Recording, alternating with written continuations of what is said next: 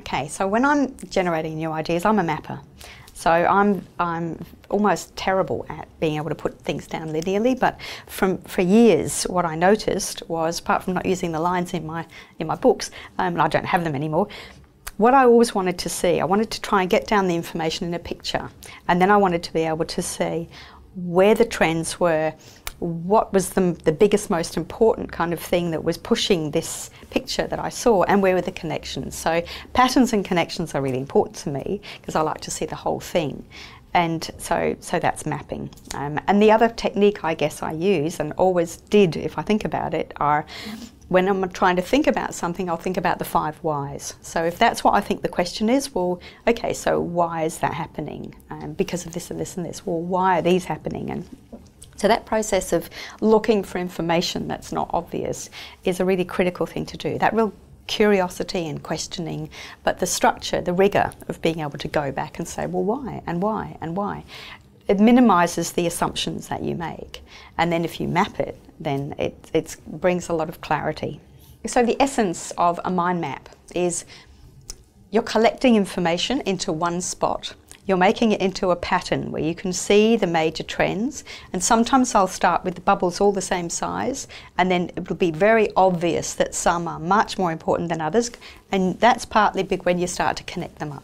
So you get to see the connections, which never happens when you do dot pointing. It's the reason I've never been able to dot point, because I would think, yes, but that might be important over there. So I just used to map it anyway, and now that's just what I do. So what you end up with is the information on one spot.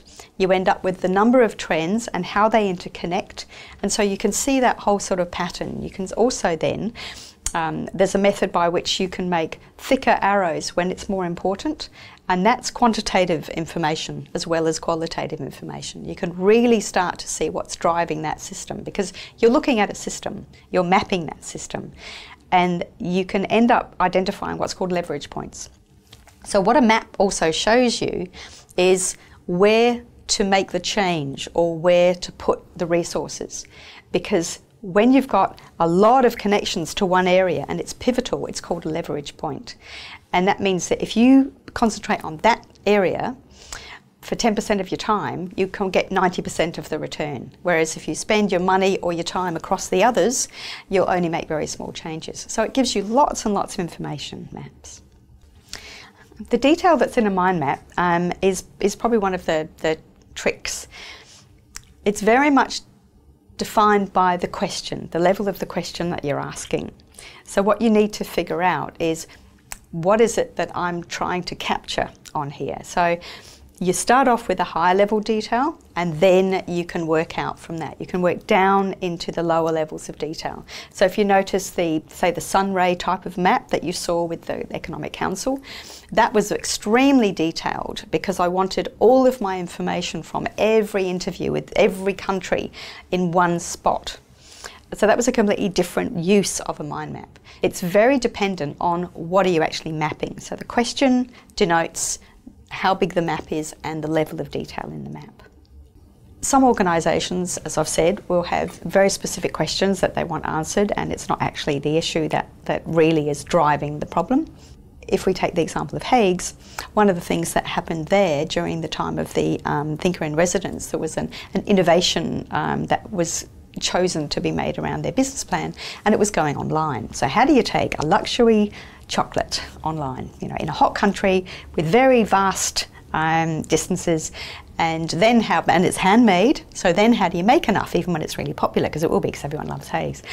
And it's a really interesting problem. So mapping it, what the map shows is all of the things around luxury items, around the webmosphere of luxury items, and also the business case of trying to take something which is handmade and very easily destroyed, if you like, into a completely different environment. So how do you scale it up? How do you keep it safe? How do you guarantee it? All of those sorts of things. A completely different example is the example of the Pacific Economic Cooperative Council. So what they wanted to do was to say, can we check our strategy? They are the forerunner to APEC. They still have a very large brief, international brief, around the Pacific economy. So the example shows taking people's comments and plotting them, and you end up with this kind of sunray type of map. And what you get is some of them are much more populated than others. So that's one of the ways that you can start to see quantitative trending. And so the end result is that you get bubbles that are larger. So the size of the bubble in the last map is the size of the thing that needs to be looked at, or the thing that is an advantage as well. So you get a shape of the kind of trends that are happening in the environment. Another example is looking at an organisation where they were growing very fast and they were very excited about what they were doing, but they also had some parts that weren't working. So talking to everyone, gathering the information and then plotting it, it wasn't working. So once you've mapped for a while, you can tell that it doesn't gel together. With that organisation, because they had changed recently and they'd increased in a certain area, suddenly it was they've got two structures and two companies in one place. And as soon as that was put into the middle of the map, it all made sense. Everything connected to it, so that was an issue. There was still the dynamic that was missing. So that's the structural difference. But once I put in pace of work, which was the fact that it was exactly that. It was the pace that people had to work at, the pace that the changes had to be made throughout that organisation, or those two organisations, that connected to everything too. So that meant that you had a structural change, which was having ramifications all around the company, and you also had a dynamic one. The last kind of example is a much more, I guess, normal type of mind map that you'd see from a software process. That's the after effect. We still did it very messily by hand at first.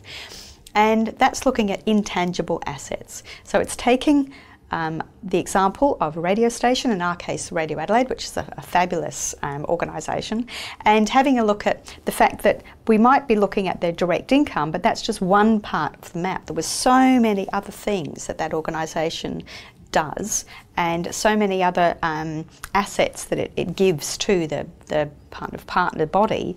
So it was another way to be able to map that and bring it all onto one page, and it gave a completely different kind of context to the value proposition that organisation gave.